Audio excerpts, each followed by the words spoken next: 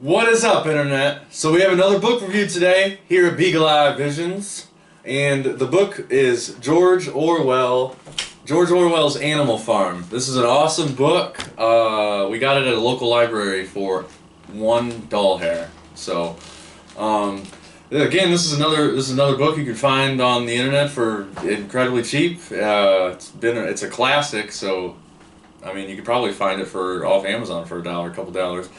If you don't have Amazon Prime, you probably can pay some shipping. But anyways, so Animal Farm by George Orwell. A farm is taken over by its overworked, mistreated animals with flaming idealism and stirring slogans. They set out to create a paradise of progress, justice, and equality. Thus, the stage is set for one of the most telling satiric fables ever penned, a razor-edged fairy tale for grown-ups that records the evolution from revolution against tyranny to a totalitarianism just as terrible. When Animal Farm was first published, Stalinist Russia was seen as its target. Today, it is devastatingly clear that whenever and wherever freedom is attacked, under whatever banner, the cutting clarity and savage comedy of George Orwell's masterpiece have a meaning and a message still ferociously fresh.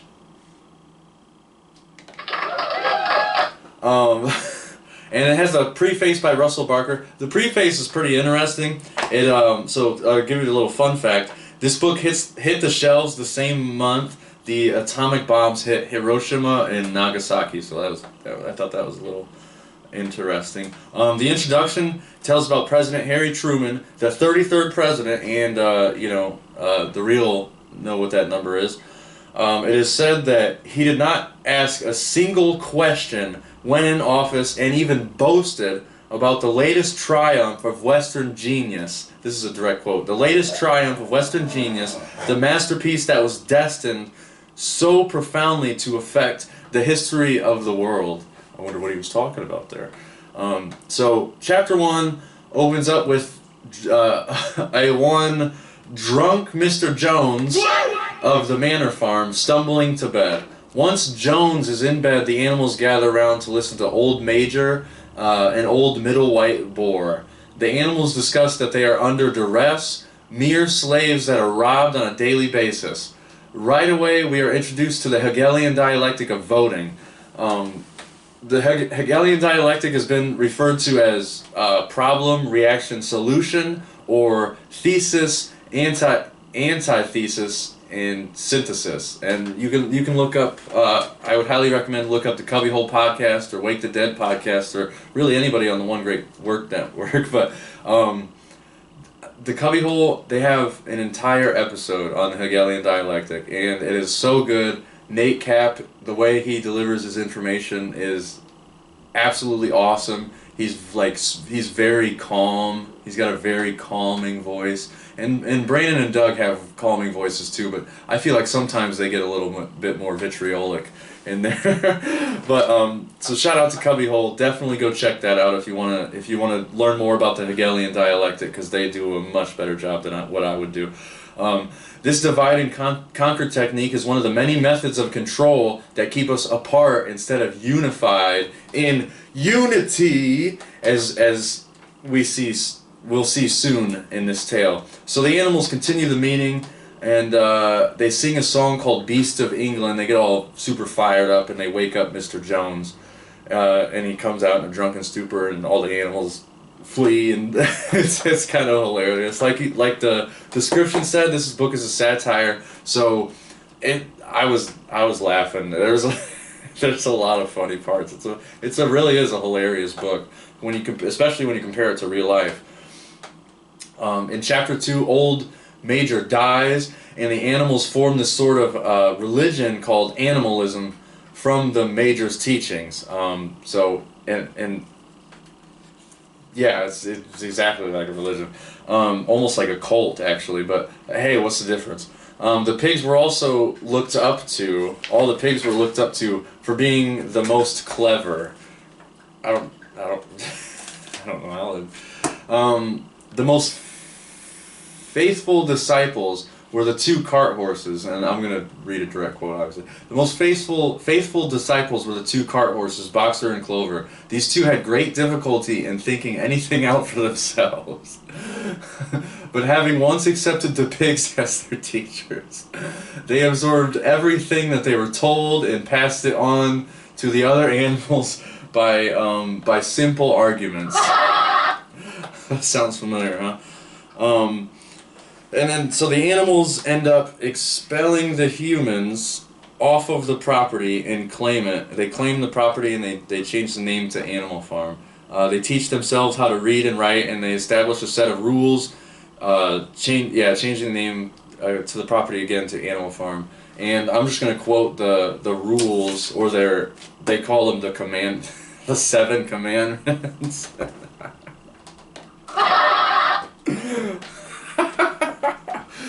Oh, okay. Alright.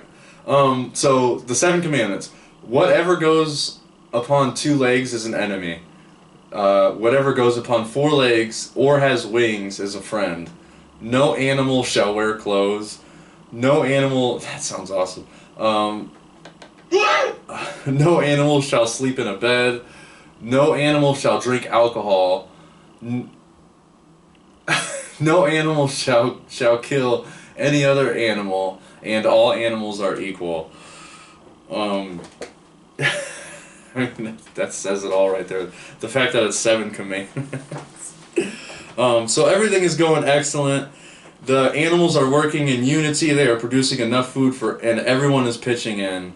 And here's another quote from chapter 3. The pigs did not actually work, but dictated and supervised the others with their superior knowledge. It was natural that they should assume leadership. So I thought that was a funny quote. They have meetings on Sundays where they discuss the work to be done next week, and this is obviously starting to sound more and more like a church or a religion. The etymology of the word religion is relegare, which means to tie back or to thwart from forward progress. And as you read the book, you'll notice how this cult really affects them and their way of thinking. The animals discuss a future republic of the animals where they want to overthrow the humans.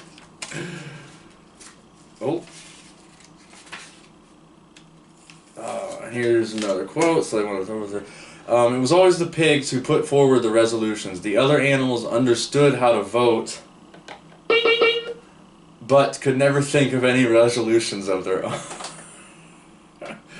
I mean, yeah, that says a lot about people who vote. I hear the rhetoric of, we just gotta vote harder. We just gotta vote harder. Voting harder is gonna change everything. It's absolutely ridiculous. I lost my spot. Classes for the animals are also established, but they ultimately fail because a lot of the wild animals can't be tamed, and they take advantage of any sort of generosity that they're given. And so that reminded me, there's this thing, you can't control nature. And if you try to control nature, you'll usually retaliate. Like if you put a dog in a cage and lock them up, they might bite you, or it's in their natural instincts. As soon as you open the cage, what's the first thing they do? Most animals are gonna, they run straight out, unless they're an extremely conditioned animal, or. And you could relate that to humans too, but yeah. So, again, it's an example of how nature can't be trolled, and then with the conditioning and the whole idea of voting, I guess, is the big allegory for me out of this book, is that the animals, they continue to vote. Well, we'll see, but the animals continue to vote, but nothing really changes, and the suffering it doesn't alleviate any of the suffering like the animals believe it do, but they try to convince themselves that it does. So the meetings are finished with everyone singing Beasts of England, and we find out that the pigs have stolen the milk for their own benefit, as well as they started stealing some of the apples, and like obviously they're treating themselves differently than what the rest of the working animals on the farm. The way the rest of the animals are kept calm, they're all threatened by the thought of Mr. Jones coming back. So you get this idea of the animals are constantly kept in a state of fear, and that reminded me of again with the voting thing. If we didn't, Jasmine and I used to live in a van, and we've traveled all over the Midwest, and every single state. We've always gotten into the same conversation about like if we didn't have government, who would build the road? That cracks me up on Wake the Dead. They have this constant, like, I guess it's kind of an inside joke if you don't watch all their episodes, but who will build the roads? Who's going to provide the education? How are we going to teach our kids? Who will build the roads? This blah, blah, blah, blah. There's this constant state of fear. If we don't have the government, if we don't have the police, it's going to be chaos. It's going to be, cars are going to set on fire. People can come in your yard, steal your vegetables, and shoot you, and blah. It's going to be chaos, and it's just absolutely ridiculous. Like we said in. A lot of this book synchronistically goes with the book review of America's, or not America, I always say America, but the book is called The Most Dangerous Superstition by Larkin Rose. If you haven't seen that book review, or if you haven't read the book, I would go check out the book review, go find it on Amazon. It's super cheap. It's easy to read. You get through it in less than, you can get through it like 3-4 days. It's an amazing book. Go check it out. So word is spreading about the animal farm, but none of the other farmers have been helping. In fact, the farmers have been thinking of ways to use the situation and take it to their advantage. So, the humans are already, or the animals are already the pigs are starting to act like the humans, as we can see, and it starts to get really out of hand. Men show up out of nowhere and attack the farm, and a young lad gets stunned by a horse. So they get attacked, and to reference America's Most Dangerous Superstition again, because they talk about how soldiers dehumanize a lot of the enemies. Like they use words like the GOOKS. They say that in Full Metal Jacket a lot, and that's another great allegory. Study that. Yet the other person is the enemy is constantly dehumanized, and that solidifies in the soldier's mind. It justifies it, I guess. The pigs say, "No sentimentality, comrade," cried Snowball, from whose wounds the blood was still dripping. "War is war. The only good human being is a dead one." And that kind of sounds like the military. Oh, it's all casualties of war. It's all it's just that happens. This suffering and men going off to give their lives over to some people who ultimately don't care about them that's normal. Oh gosh, laugh while you still can, right? Anyways, Molly.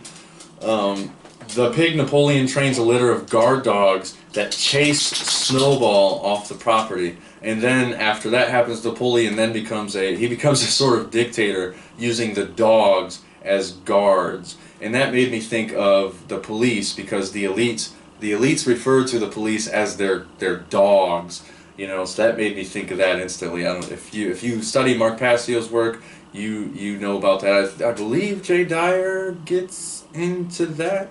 Jay Dyer has been killing it recently. Actually, synchronistically, going along with this book, he did a review of one of Aldous Huxley's speech, and he just put it up on YouTube a couple days ago. It is so good, so good. Jay Dyer, you're killing it. Keep killing it. So yeah, the guard dogs, and then chapter 6 immediately opens up with all that year the animals worked like slaves. I thought that's a direct quote. I thought that was, I thought that was pretty spot on there. Pretty spot on. The animals begin trading with other humans, along with altering the command. You know, every commandment gets slowly eroded away. They keep altering all these commandments and changing them, and you know, it's and the commandments being, that's obviously related to religion, but that also makes me think of, you know, the worthless piece of paper that we call our Constitution, that, you know, these amendments, the Bill of Rights get amended, these Second Amendment, the Bill of Rights alter basically all of the original amendments? I can't think of the word. Brain farted, but it's okay. The animals begin trading with they begin altering the commandments and sleep. Some of the pigs will start sleeping in the house, eating in the house, and even they start having secret meetings. They start having secret meetings that nobody can go to. That made me think of the Vatican. How, you know, there was a reporter that went to the Vatican one time in the Vatican archives, and Time magazine blew it up like the first reporter to ever go in the Vatican archives. But the reporter went into the Vatican archives next to he was surrounded by 2 or 3 soldiers with automatic weapons. Like, you know, if you touch a book in the Vatican, they'll reprimand you without hesitation. There's a movie called Angels and Demons. I mean, it's a good movie. I don't think there's a little bit of allegory in it. It doesn't go too deep. But there's a scene where Tom Hanks's character goes into the Vatican, and he's actually allowed to look into the books. So I thought that was really interesting, but only in a movie, right? That would never happen in real life. So yeah, they start having secret meetings. The other animals question this. And again, they're threatened with the idea of Mr. Jones coming back. You know, they're constantly kept in the state of fear, and you know, that reminds me of how we all live today. We're all kept in a constant state of fear, like Dr. Bruce Lipton talked about in the biology of belief. You know, our blood leaves our viscera and it goes out. So at any moment we're ready to fight or flight. You know, and there's no room for growth, and that's how today's world is. We don't have, our blood is constantly outside of our viscera, and we're constantly ready to fight, always living in fear, and it creates a, like, you don't use your neocortex part of your brain. You start getting into the R complex, or the reptilian complex of your brain, which is actually the lowest part of your brain that you could possibly use. And I think that's why we don't have a lot of even common sense now has been eradicated nowadays. I think it's because we are constantly kept in a state of fear. You know, vote, put on a mask, get your sauce, get the sauce, Molly, get the sauce. She's just looking at you like, okay. I got the sauce from the Illusion, by the way. Shout out to the Illusion, on another excellent YouTuber. He gets into philosophy. We absolutely love the Illusion. Low power. Please charge battery. Huh. Oh, well, I guess we're just gonna cut that off. So, they're threatened with the idea of Mr. Jones coming back. Before we reach chapter 7, a storm blows their windmill the windmill that they've been working on for forever. It blows the windmill right over, and Napoleon gets the idea to blame it all on Snowball, riling up all the animals. You know, again, I mean, that's not necessarily kept in fear, but there's this idea of there's always an enemy, you know, and it, like, synchronistically goes right into that, constantly, at any moment, ready to fight or flight. Napoleon is obviously manipulating the animals to get his goals accomplished using the divide and conquer technique, which the book actually mentions. The book mentions that Napoleon finds all these books when they move into the house, and he starts reading these books. And one of the books he reads is a book by Julius Caesar. And so he he obviously understands the divide and conquer technique because he's using it. He uses it in the book flawlessly. So, chapter 7. Snowball is blamed for everything that goes wrong, including the farm's first rebellion by the hens. The hens get fed up. They start refusing to lay eggs because all the eggs are going to the humans being sold off. So the hens go up to the roof and they start dropping their eggs to where they break. And the dogs get promoted to death squad and kill a lot of the animals. Some of the animals confessing to crimes they haven't even done. And that reminded me of the song Riot Squad by Cockspar. Shout out to Cockspar, they're awesome. And that sounds similar to our own court system. I remember when I was younger I read an article about how this guy, he ended up going to prison for like 15 years. And he was just a good old boy. He took care of his family. He worked every day. He paid his taxes. He took care of his family. He housed his family. Went to prison for 15 years because they accidentally got the wrong guy. And I don't think he got like any compensation for it. He just lost 15 years of his life because the court system wanted to have somebody guilty. Prove it innocent until guilty. Oh, I wish I had the sound. Prove it innocent until guilty. So the Goons Riot Squad starts killing people. So if you ever want to learn about America's court system, look up Uncle Larry Lawton on YouTube. Larry Lawton, you're amazing. He's a legend. He does a lot of great work for is there a nice word for reformed criminals who are trying to better their life? I don't know. But Larry Lawton, he's doing Uncle Larry. You're doing a lot of great work. Keep it up. We love the cooking channel that you're doing. We love the episodes where you get deep and just talk to the camera. We love it. Keep doing it. Uncle Larry. Everybody go check out Uncle Larry. Mm-hmm. And here's a quote from page 84. And so the tale of confessions and executions went on until there was a pile of corpses lying before Napoleon's feet, and the air was heavy with the smell of blood, which had been unknown there since the expulsion of Jones. Oof. Big oof there. So as the book moves along, the animals find out that another commandment has been altered or delegated. So these animals start they're not necessarily rights that these animals are putting into action, but they start delegating all these rights. They start changing all the commandments, just like how police nowadays they just get to kill people. Execution, with judge and jury right there on the streets. No fair trial, nothing. Just if you're selling cigarettes, they'll choke your ass out and you'll lose your life. So they begin altering the commandments, making all of the murders, justified. Which is, it's absolutely ridiculous. I just saw somebody on YouTube comment how they were like, these criminals need to pay. They need to pay. They deserve it. They're scum. And it's like, no, they're actually just human beings. One thing my mom, this bounty hunter douchebag came over to our door looking for somebody with a warrant, and our mom asked the police officer, if somebody's addicted to drugs, what is throwing them in a cage going to do? How is that going to, it's not going to change anything, and in fact it's just going to continue the suffering. And then it creates this vicious cycle of the prisons. They constantly get money. They're absolutely robbing people, and then slave labor with I know the prisoners make like the license plates and a lot of the stuff that we get from the state, and they pay these prisoners like 15 cents an hour to make these license plates. It's absolutely ridiculous. It's just another form of slavery.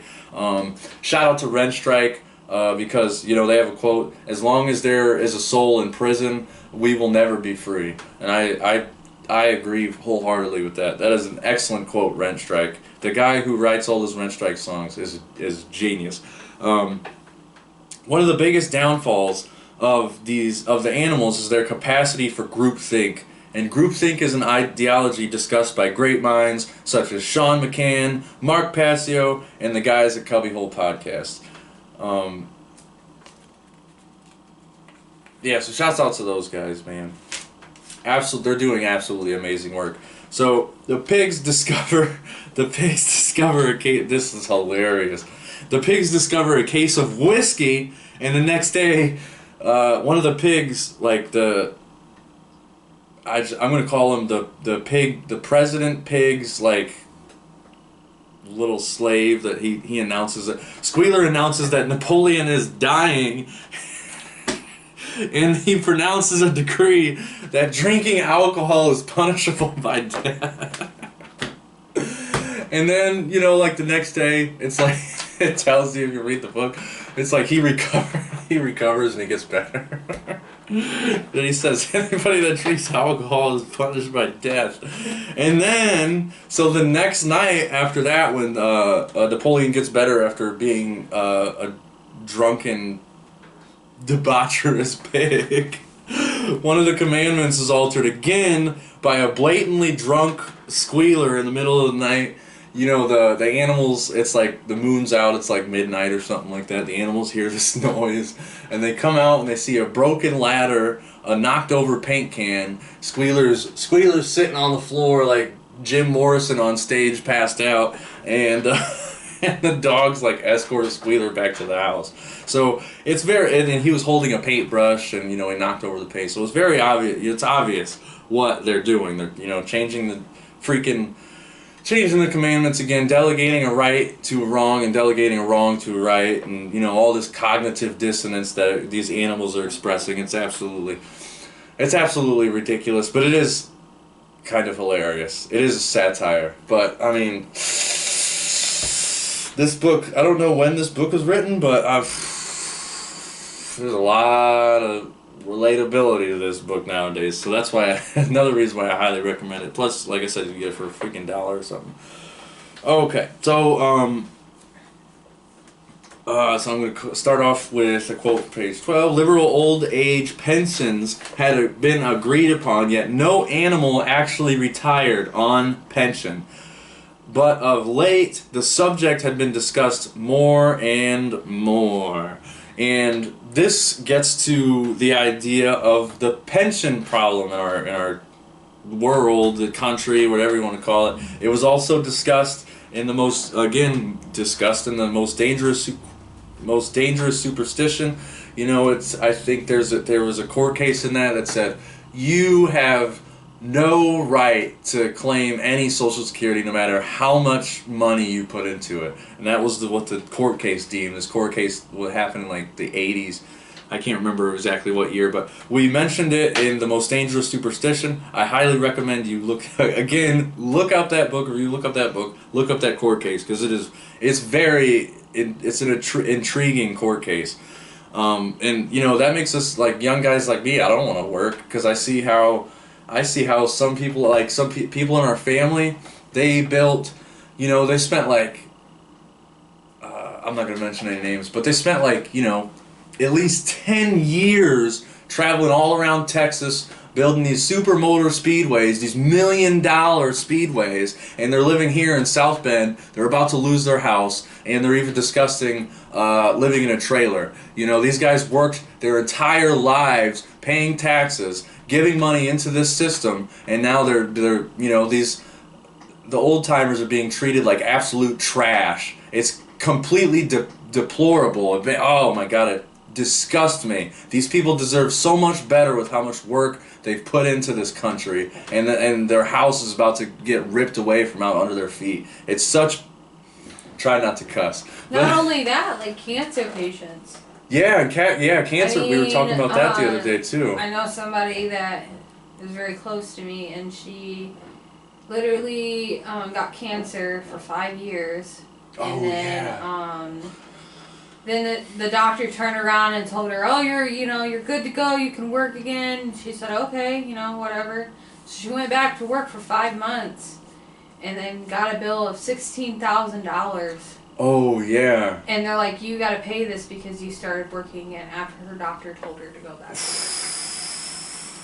That is So I mean, frustrating. And this was another woman worked her entire life. I don't think I've ever seen this woman not work. But when she got sick, she needed help, and then she took her money that she earned. Right. Out. It's not like she borrowed from them. That she earned for her Social Security. Oh, yeah. And then they turned around and still billed her $16,000. Oh, it's absolutely... Because she started working again. That's our country. So that's all. You know, people like that, what are they supposed to do? Sit around and just collect money from you guys until, you know, and then all they gotta say is, well, it'll be paid off in 3 years. Yeah, and they worked their whole life. They don't want to sit around the house. Like, oh, I have cancer. I'm going to sit here on my butt. You really think they want to be sick and... Yeah, just miserable. Miserable all day, every day? Sitting in a damn apartment. Yeah. Oh, that's absolutely frustrating. They treat older people like that. They treat anybody like that. It's cancer, you name it. Kids, children, it doesn't matter who you are. Yeah. That's how we're treated every day. Heck yeah. And yep. And so and that's why, man, I don't want to freaking go to work. I know there was that one year where you didn't pay for insurance and you didn't sign up for Medicaid and you had to pay in because you didn't have medical insurance. It's like, this is insane. Why do we support this stuff? Internet? Why do we deal with this stuff? Well, not only that, you got all the older people. They're they got their Social Security coming in, and then they don't get that much. They work for 30 years. But and then you're hiking up all these prices in food. Right. And you're hiking all the gas prices up. And their pension stays the same. And their pension stays and in some cases, their rent goes higher. Like John worked like 30. That man worked like 30 years cleaning out like train like tankers, like sand blasting train tankers. All that hard work, no matter how much you put. He still had to have a roommate. He couldn't afford his own house. And no matter how much you work in your lifetime, it's not good enough. That's wild. Yep. At the end of the day, your house may or may not be taken from you, you know? Yeah, if you pay, that's what, if I always say this all the time. 30 years from now, you really think if you pay a bag of chips is going to be $3 anymore? If you pay property taxes, you do not own your property. So I don't care how you look at it, if you pay property taxes to the government, you do not own your property. You're renting your property. It's ridiculous. And that's, we want to buy land and stuff like that, but it's crazy. Anyway, so I lost where we were at. Oh yeah, I gotta start. I'll do another quote after that because that was absolutely infuriating stuff. They knew that life nowadays was harsh and bare, and that they were often hungry and often cold, and that they were usually working when they were not asleep. But doubtless it had been worse in the old days. They were glad to believe so. Besides, in those days, they had been slaves, and now they were free. And that made all the difference, as Squealer did not fail to point out. That quote is, it's sad. It's heart-wrenching. But it's supposed to be a satire. I was kind of laughing until I got closer to the end. But so Animal Farm gets proclaimed as a republic now, and all the animals continue to vote, although Napoleon has been the only president and nobody has ran up against. That sounds familiar. That sounds familiar right there. There's also a raven, and here's another reference to religion or Christianity or whatever the hell you believe in. The raven is known as Moses. That he comes in the summer to tell the animals about Sugar Candy Mountain. That is the happy country where we poor animals shall rest forever from our labor. Yeah, that sounds like, it sounds like Social Security. Work your whole life and you get to retire and you get to have a pension, but most of the people that I personally know retire and then they still have to go back to work, at least as a Domino's delivery driver, just to pay their damn electric bill. It's oh my god, why do we do this? Why? We poor animals shall rest forever from our labors. It sounded like Sugar Candy Mountain. That sounds like Big Rock Candy Mountain, where the police have wooden legs, and The jails are made of tin, and you can walk right out again as soon as you are in here.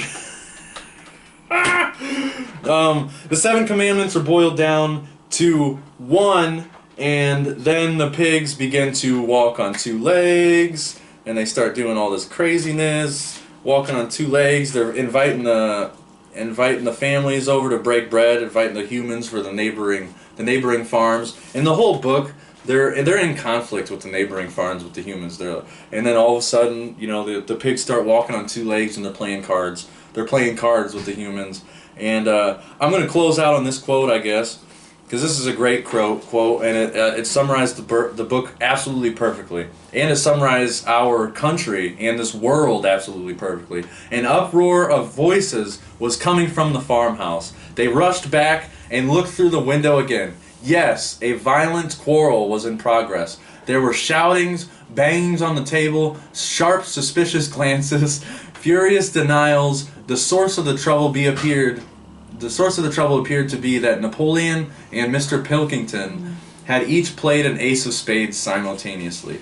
12 voices were shouting in anger, and they were all alike. No question now what happened to the faces of the pigs. The creatures outside looked from pig to man, and from man to pig, and from pig to man again, but it was already impossible to say which is which. Peace out. Any shout-outs? I gave a lot of shout-outs. Okay. All right. See you guys next time.